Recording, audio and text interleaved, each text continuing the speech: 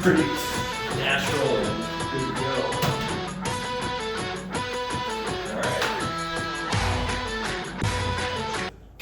Alright. Good afternoon, or whatever time we're rolling with this. I'm Dr. Brian, this is Dr. Keith. We're still working on our unnamed podcast, but at least we have a focus for this week, and it's talking about being comfortable with uncomfortable situations, or comfort and discomfort. Because most people have been really uncomfortable in the last year, and a lot of people don't, especially with the COVID, the election, and then people don't even remember, they were stressed out before all that started.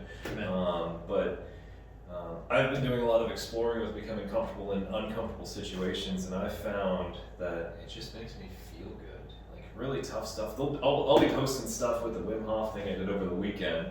I've got videos and pictures and all that stuff, and just a wild experience of just testing your limits, and just everyone says get out of that comfort zone, think outside of the box. Well, you can do that, and you can do it with simple tools. It's pretty amazing what you can do just by breathing and focusing on the breath.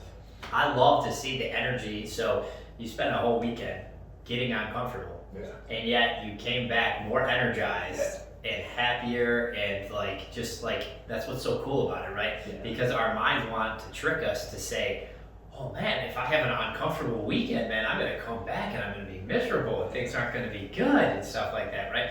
So to me, that just lights me up to see it. It's proof in action. I like sports for so many of my analogies because I'm a sports guy. We don't even realize it though a lot of times. Like when our coaches, especially when you're younger, your coaches are putting you in uncomfortable situations. Oh yeah. Why? Because they know you're going to experience uncomfortable situations, and they want you to be able to perform whatever sport it is or activity you have. Like life is a sport. Life is uncomfortable. Yeah. I mean, it's never been in our lives, I don't think, as uncomfortable as it's been in this last 10 months. With not knowing even what a good decision looks like anymore, right? Yeah, I've been to Iraq and Afghanistan, and I'll say these last 10 months have been pretty stressful. So. Wow, yeah. See, and a lot of us out there are going, yeah, we haven't been through that, right? But my guess is they had you trained in being uncomfortable through your military experience. So kind of give us a little insight of when you were there, like how they trained you so you could just do you, like do what you were trained to do. So they had a lot of, the Army has the GAT, which is the GAT is a test of wellness and health, and it's like something that started because of the Iraq and Afghanistan issues, where I'm sure everyone's heard about the giant suicide rate with veterans on active duty and not. But they started this program that has 5 pillars with all the standard ones with nutrition, stress, exercise, but they also include spiritual wellness, which doesn't necessarily mean church or mosque or whatever. It's focusing on being, and then there's also trying to develop and foster relationships with your family and friends too. And it's just this thing that there's this resiliency center that just really helps a lot of people really get into just being able to own what they have. But the Army's tools are more about building tools, which really helps a lot, because a lot of people come into the Army, like there's a lot of people in the Army are 18, they just got out of high school, and they don't know much about life, and most people don't know how to manage or recover from stress.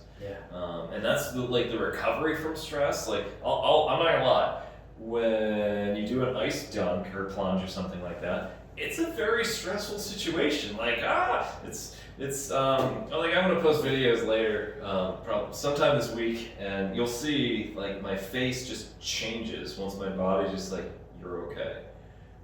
But there's a lot of breath work going into it, getting warmed up, using the muscles in between your ribs to really get that extra firing, because there's a lot of muscles right here that we don't really use. Yeah. And it's actually pretty hard to loosen them up, but once they do, you can just start wobble-wobbling around and just feeling that extra range and that motion, and just like, once you get done with dealing with that and being calm in that comfortable situation, you come out, you suddenly don't have any of the stress, or it's greatly reduced, and then you just feel good. Like, I don't do this stuff because it's good for me or somebody told me to do it. I do it because, I don't know, I feel better. Like, I mean, look at my face. Yeah, I love it. Just to kind of give you a little idea of, so Dr. Brian just went to Colorado, and he was doing some breath work, and he plunged in this freezing cold river, and it was only 32 degrees outside to begin, and there's ice everywhere, and to just paint that picture, and a lot of you out there are going, all right, you guys are nuts. This Dr. Brian guy, he's nuts. So why would we do something uncomfortable like that? It's one, to get the joy, the excitement, right? That's huge.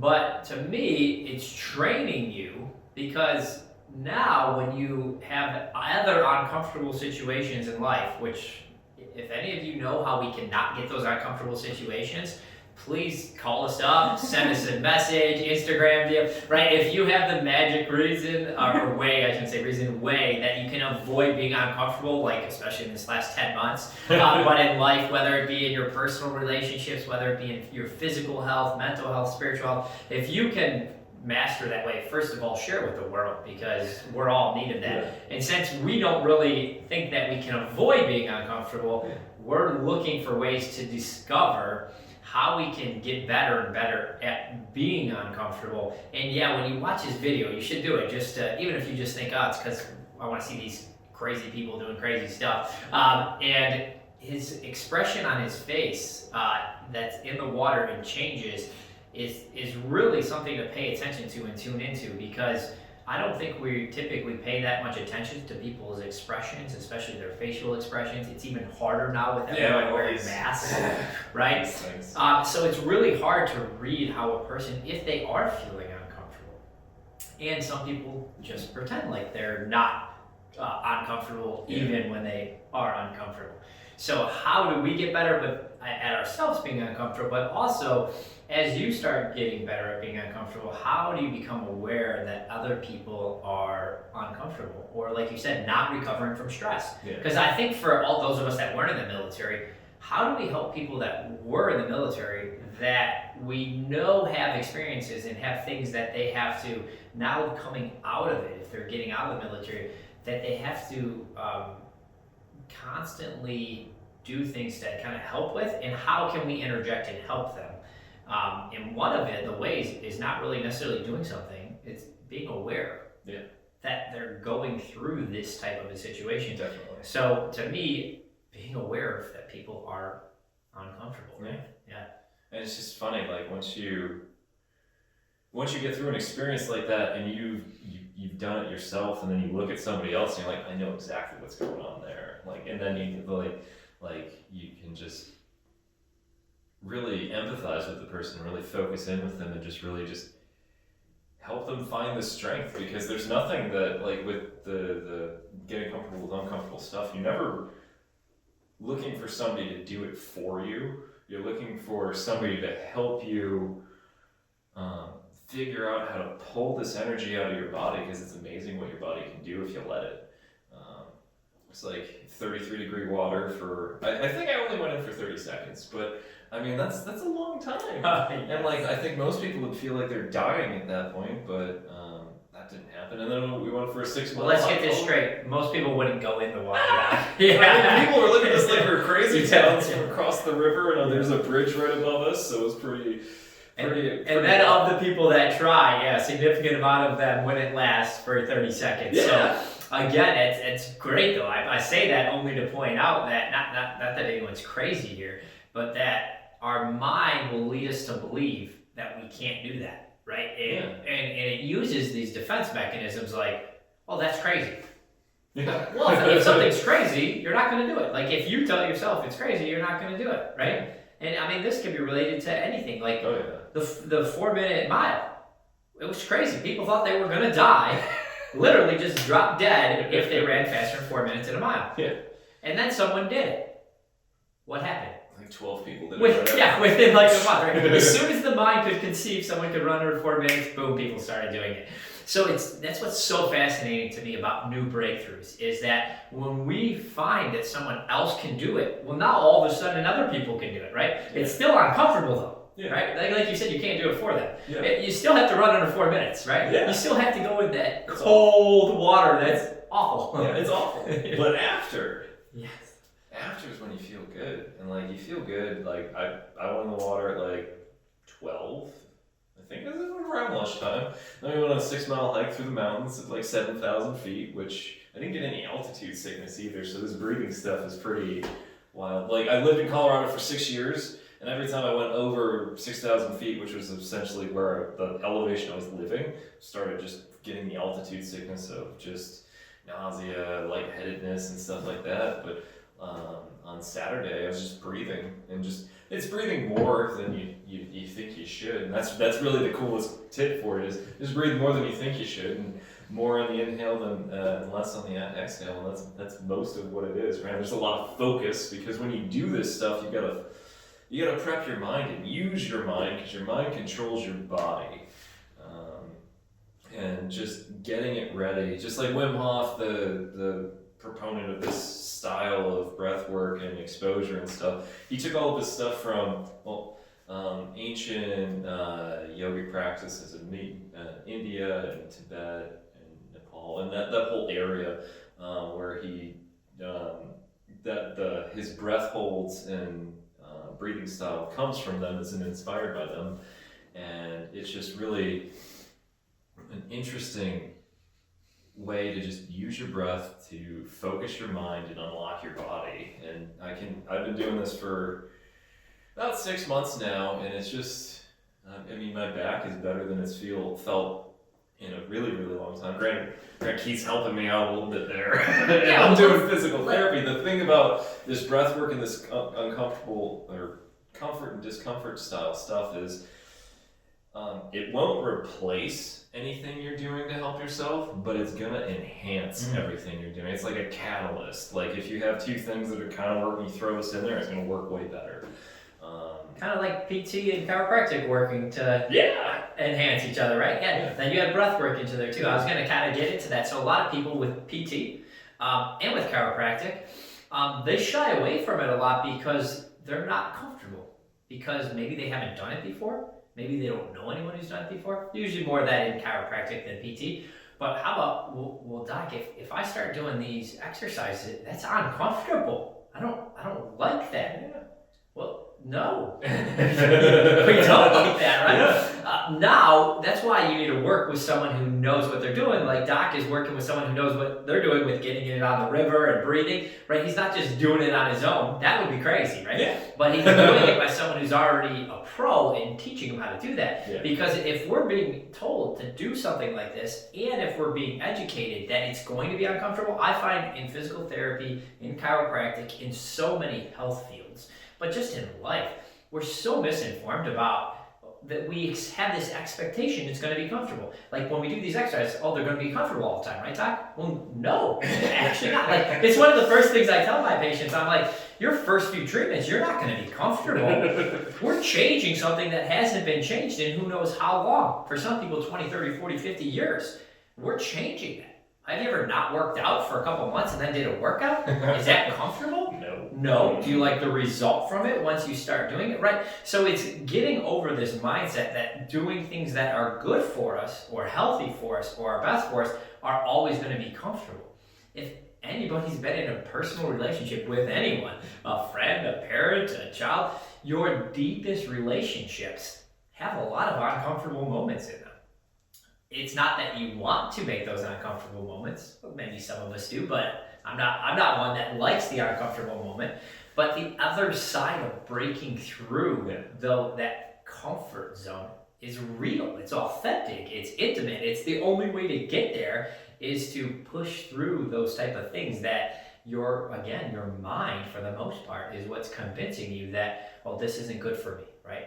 And so that's why there's different levels of someone walking you through, where there is sometimes, depending on what your shoulder, I keep using that for an example, I don't know why, but it could be bad if there's pain, and we might not want to do something depending on the circumstance. There's other times, the only way to heal that, and the only way to keep it from getting something like a frozen shoulder, is to keep moving it. So when we're in that fear and not moving it, if you haven't heard of a frozen shoulder, look it up or ask someone who's had one. You don't want that at all, but it comes from lack of movement through the uncomfortableness. And it just so fascinates me that if you see, I think people that have practiced this in so many areas of our life, we have trouble putting it into other aspects of our life. Like if you've been any type of athletics before, you've been uncomfortable before, and then you've noticed you've gotten better after pushing yourself to run more miles or jump higher. If you've learned how to play an instrument, when you first started playing an instrument, it was uncomfortable for everyone around you at least. If it wasn't uncomfortable for you, it was for everyone listening, right? Yeah. So it doesn't matter what learning a new math problem, I have young children, so 9 and 8, I get to see them be uncomfortable all the time. Yeah. When they'll be like, no, Dad, our teacher didn't ask us that question yet. I'm like, okay, that's great. I'm not your teacher. I'm trying to, challenge you a little bit here, and not in a, you don't know this type of way. Wow, did you see what you just got right? You didn't even know that until you became uncomfortable with that. Yeah. Like you didn't know you could do 30 seconds in the river until... Yeah. Mm-hmm. I was real nervous. Right? I'm like, who wants to go first? I'm like, I'll do it. Now, next time you do it though, right, what's your mind going to tell you? It's fine. I can do 30 seconds, man. I'm going for 45 seconds, or maybe it's a minute. Who knows by then how much breath work that you've tried. Yeah. So the idea is getting comfortable and being uncomfortable allows us to make breakthroughs and improvements that otherwise you're just not going to make. And you can even simplify it. Think of a single thing in your life that you cherish that you weren't nervous about. A single thing. Because if it came easy, you're like, oh, whatever, throw that out. Don't need that. Yeah, it was free. Too easy. Just a single thing. And then with this comfort and discomfort stuff, you don't have to jump in a river. That's I've been doing this for a while. You could just take a 15-second cold shower. You don't even have to start with cold, you start with chilly. Just cool off so you're not sweating when you get out. One, you're gonna feel better because you're not sweating and trying to towel off sweat. And you're like, well, am I actually getting cleaner or dirtier right now? I'm not really sure. But you can start off with just that, or just come to a breath class. I got one tonight at 6 p.m., tomorrow at 10 a.m., and Friday at 10 a.m., and I'm gonna keep doing that for the month of February, and then we'll figure it out from there. But it's just little things you can do every day. It's funny because we talked about the turmoil of COVID and politics at the beginning of this thing. I was having a conversation at one point. So many younger people are not used to uncomfortableness, right? We have so many modern conveniences in America specifically, right? We have roofs over our head, hot water. We have, a washing machine that does all that. We have all these conveniences. Even just doing your laundry used to make you uncomfortable back when you had to do your laundry, right? A washboard. Cooking food, right? People are look, cooking food. I can't cook food. You know how many people I hear say I can't cook food?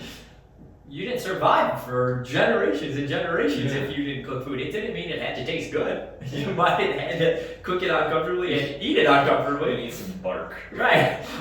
But we had to do it. And now we can just buy it. We can get it. We can do it, especially in this society.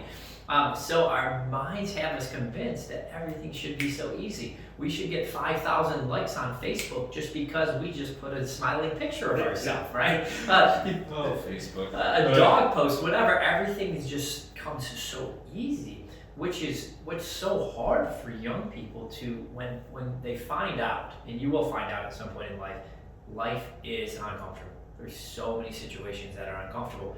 But if you've never been put into uncomfortable situations, how can you handle them? And the answer is we're finding out. Not very well. Yeah. And again, when I speak of this, I'm not speaking for I'm speaking for myself. There was so much of my life that was so easy. Oh, yeah. So easy. I was so blessed in so many ways with my upbringing and my parents and my family and stuff like that. And it's just wow, when you start looking what other people go through and have been through it, they're like, wow, that's why they can handle uncomfortable. I mean, they were raised in uncomfortable, right? And again, it doesn't mean that water is your thing. Find your thing though. Practice whatever the uncomfortable is, right? Let's just say, right, I can't drink that much water. Well, it would be uncomfortable to change from drinking something that tastes really good to drinking healthy water. That's definitely an uncomfortable thing. Yeah. Any change that we make, either by choice or in many cases not by choice, is uncomfortable. So surround yourself with people that can help you handle the uncomfortable. Yeah. I think is part of the thing that you're trying to tell us too. Like Yeah. you had people right there by you giving you instruction on how to handle your uncomfortable situation. My guess is a lot of us out there, not everybody, because unfortunately some people don't, have people around us that would love to help you with your uncomfortable situation. Yeah. And not because they want to see you uncomfortable. There's plenty of those people too. But literally because they're like, I've been there. I've done that. And you said like, they've been in the water, so it gave you confidence. Yeah. I think the only way that you can have full confidence in someone is if they've been in a situation that you're trying to now go through. Absolutely. And you gotta find your mentors and your teachers. I mean, the workshop leader that I've worked with in Colorado now, like I'm gonna keep in contact with that guy. He's been doing it for 6 years. The really like an interesting thing about him that you'll hear in the podcast is he had an annular tear at L5S1 and had like a 15-degree scoliosis, and now he's with the breathwork, physical therapy, and meditation.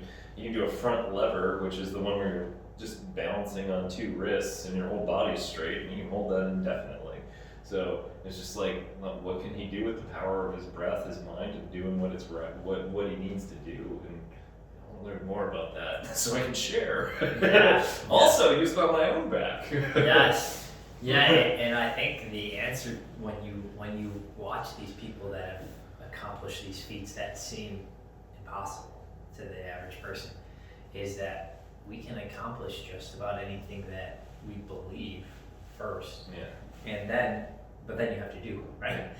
Just really get that mind focused on whatever task you want to do. That just visualizing doing a task is an amazing tool. It sounds silly, but just before you do something hard, just stop, think, close your eyes, and just picture yourself doing it exactly how you want to do it. So like doing it even better than you think you're going to do it. Like relish in how well you're doing, and then go do it and see what it's like and get comfortable with that discomfort and just see how it's going to work, because the worst that's going to happen is you're not going to be able to do it. And then what do you do from that? You come back in, you figure out what went wrong, and you try again. And that's how all this stuff works, because nobody's an expert the first time they do anything.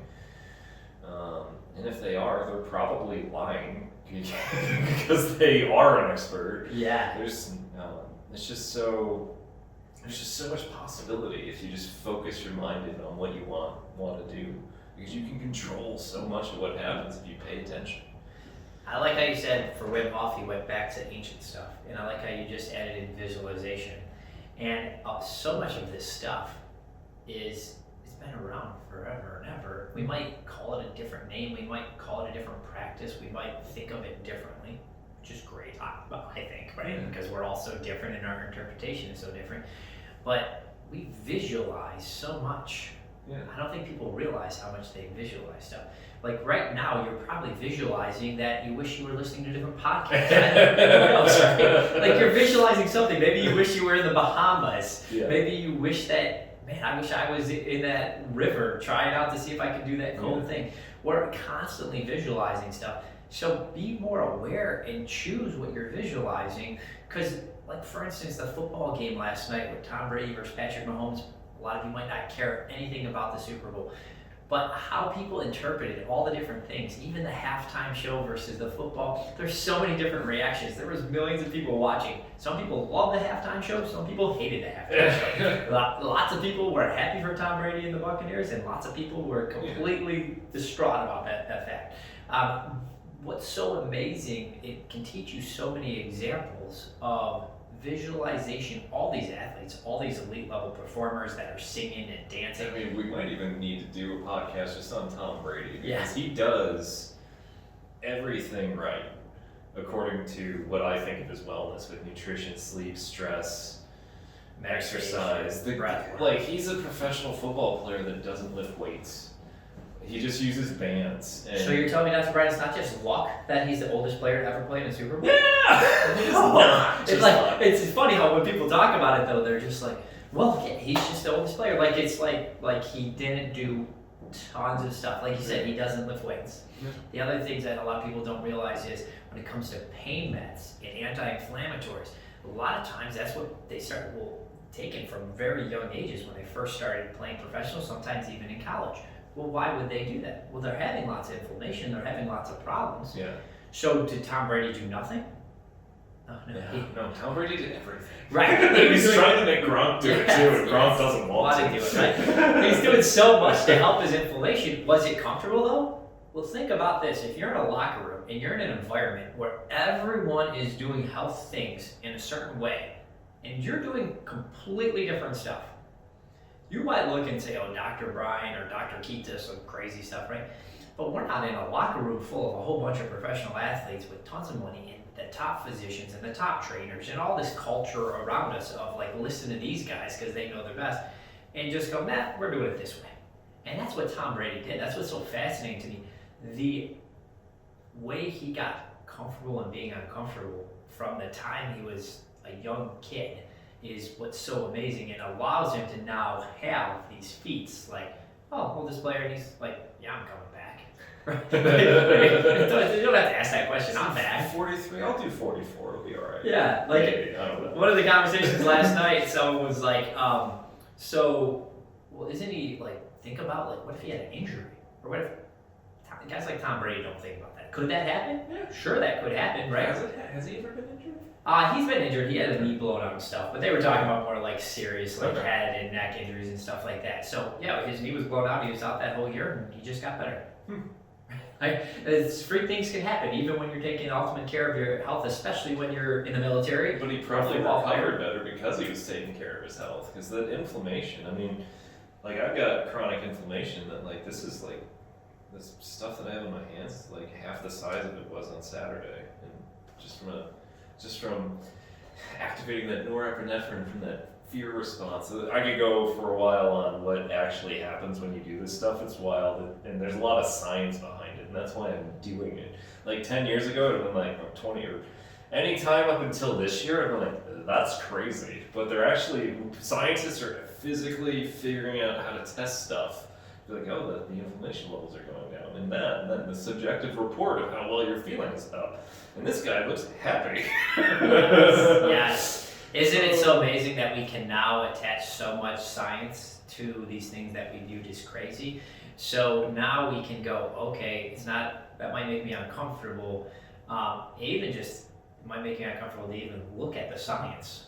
Right? Now, a lot of people, it's like, our minds, we were talking about this earlier, our minds are so convinced that what we know is right, that it's so uncomfortable to look at something that might be outside of what you think is right. Yeah. And you can just change something as simple. Like I said before, if you just take a cold shower every day, like what Mom likes to say, take a cold shower every day, keep the doctor away. But so you just change your experience too. So if you just, like I take a really hot shower for as long as I want. I don't know, 5-10 minutes. I don't know. I do stretching and stuff in there too, but then I just turn it to cold.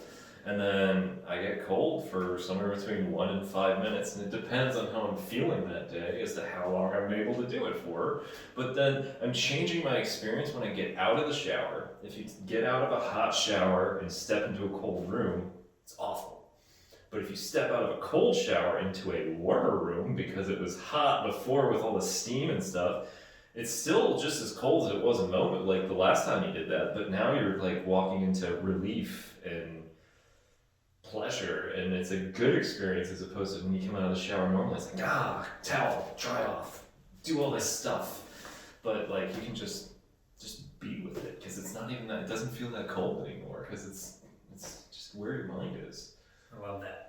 I don't know why I thought of this, and I don't know if it's completely related to the topic, but when I was listening to Tony Robbins, he does the cold shower thing and stuff too. Okay. And he was talking about practicing just doing it, right? Because he's a big guy, like, if you don't know Tony Robbins, like he's all about teaching stuff and coaching and mentoring and all this stuff. But then ultimately, you gotta put it to action. And his thing is like, once you learn it, go put it to action. Like Dr. Brian just learned his stuff, so put it to action. Do the showers, do this. I'm about to buy like a feeding trough, like one of the big ones, and just put it in my garage, because my garage gets down to, I think it freezes in there, but if I put a little salt in that water, it won't freeze. And I'll just have a dunk tank in my house so I can do it more regularly, because it was like I felt so good. Did I send you the photo of, like, I took a selfie of me that night? I haven't seen it. Okay, I'll show that to you. Forward I'll put it on Facebook too. So some of you out there might be like my mind, where you're like, okay, he's getting super into it, he's doing these dunk tanks, and Tony Robbins takes cold showers, but you might, why? Right? Like, and some of it is just because they feel better after, and that might be enough for them. That might be the only reason why they do it. But to me, I'm a person like, okay, I'll do it if I feel better, but like, what in my life am I going to do better because I do this? And so Tony Robbins kind of just relates it to, when you get used to walking in a cold shower and just doing it, whether you want to do it or you don't want to do, just doing it, that gets you better at other things. Like the biggest thing that I was trying to think about things to relate it to is when your alarm goes off in the morning. I was a snooze guy, right? I'm still not great at it, but I like to hit snooze a bunch of times. So if you're used to just going and doing something, then you'll hit the snooze less often. It's so much better for you in so many ways. If someone asks you to go do something, you'll either do it or not do it, but you'll have a more decisive response to things that you do. So how can you take what you're doing and what you're challenging your body to do and putting it uncomfortable, and then relate it to something that you want to improve? And we don't know what you want to improve. Quite honestly, if you're a lot like me for a lot of my life, you might not know what you want to improve yourself, because it takes some time of being quiet and asking yourself some questions of, what do I want to get better at? And that's uncomfortable, because you have to listen to your own thoughts, and they're not right or they're wrong, they're your thoughts, but it can be very uncomfortable for people because they've never done that before. Because you gotta, like, people tell me they have goals all the time, but goals need to go deep, because motivation is waning. You need to get, like, I like to go at least 3 levels deep with a goal where, like, oh, well, what are you here for? Oh, my knee hurts. So why do you care that your knee hurts? Well, I can't run. Why do you care that you can't run? Well, I can't take care of my kids or family or work or something like that. That's the goal that you need to have in mind to be able to go after this sort of thing. And the thing is you need to have that mental focus to go after that goal. So, like, before you get into that shower, in your mind you go, I'm doing this and I'm going in the shower. It's gonna be good after. That's what I like to think. But I also, like, I start doing visualizations to start warming the body and breathing. There's more than just jumping in, but just that act of doing it is. Or I'm going to do this, like you said, not only because I'm going to feel good after, because some people can't get to that point yet. I'm going to be better for my kids. I'm going to be better for my family. I'm going to be better for the world, whoever that world is around you, right? And that's ultimately why we're doing things like this. And I know Dr. Ryan well enough he's doing things like this for himself so he can then move up and be better for others. He can learn these things so he can share them with others. So we're also an example for other people, right? So if you have kids and you get better at doing uncomfortable things, now the best way to help them is not to keep them from ever being uncomfortable. It's actually to show them how even in the most uncomfortable situations, dad still goes, mom still goes. You can still give them the confidence that they can still work their way through any situation by you showing them, not by you telling them. And I think that is the hardest part that people don't grasp with. The example is not by telling people. The example is by showing people, this is uncomfortable. I'm going to go into that situation anyway. I mean, some of the greatest stories out of the COVID situation is people putting themselves at such risk of something that they had no idea what was going to do, but they had so much love and compassion for other people that were dealing with health situations that they just moved into those situations, and they just said, man, I'm here to help. That's wild. And that's what I love to see about life and people in general. It's just people that just want to help other people. Yes. I mean, there's so many people that just, it seems like they're more focused on the money or the whatever's coming from it, as opposed to just, like, I really like it when I get a client to do something they didn't think they could do, and just the look on their face is just priceless. Because, like, I couldn't do that. So it's just something as simple as just getting up from a chair easily. Like, it's those little things that just make it worthwhile. Yeah. So share with us, if you message us, share with us something that you're gonna think about for yourself, that in turn then will help others. That you're gonna do that's uncomfortable, and you're gonna start taking that step in that direction. And then also allow yourself that kindness, that grace to yourself, that when you stop it, just start again. And then you stop it and you start again. It doesn't happen overnight, getting used to being uncomfortable, and I'm not perfect at it by any stretch of the imagination. There's still plenty of times I'm like, oh yeah, I was just being comfortable there. I was way too concerned with putting myself into uncomfortableness in so many situations. And other areas of life, people look at you and like, well, you're great at being uncomfortable. Well, yeah, because we're all better in some areas than we are others. But the more you practice in any area of being uncomfortable, I find that the better it helps all areas of being uncomfortable. Absolutely.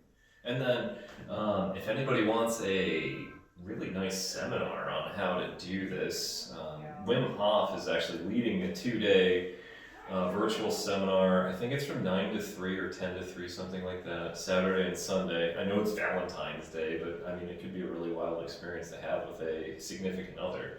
But like breathing, meditation, yoga, he'll do cold exposure. You can do it if you want. You can skip it, but it's just going to be taking a cold shit. He's probably going to jump in a tub with ice, but whatever thing. But it's only $60 for 2 days of just learning, and I guarantee you will feel better afterwards. Yeah. The only way you won't is like if you get food poisoning at lunch because you ate some bad cheese. I don't know. Got it. Well, everyone have a great week. Any final thoughts, Doc? No, it's just comfort and discomfort. You'll be surprised what it can do for you. Yeah, I'm encouraged by this podcast. Thanks. Thank you, man.